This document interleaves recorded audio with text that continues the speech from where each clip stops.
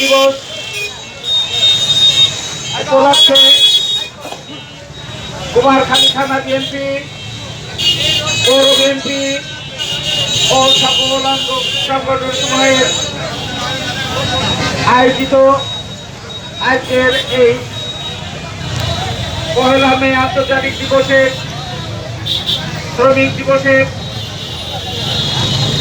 পালন উপলক্ষে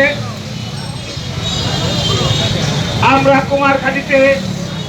যে বর্ণাঢ্য র্যালি, আলোচনা এবং শ্রমিকের আদায় উপলক্ষে আমরা যে আয়োজন করেছি, আজকের প্রধান সম্মানিত সভাপতি, প্রধান অতিথি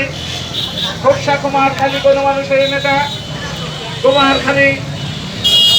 থানা বিএনপির সম্মানিত আহ্বায়ক, কুমারখালী পৌরসভা হতে বারবার নির্বাচিত সাবেক সফল মেয়র, আমাদের গণমানুষের নেতা জনাব নুরুল ইসলাম আনসার প্রামাণিক উপস্থিত, কুমারখালী পৌর বিএনপি আহ্বায়ক কমিটির সম্মানিত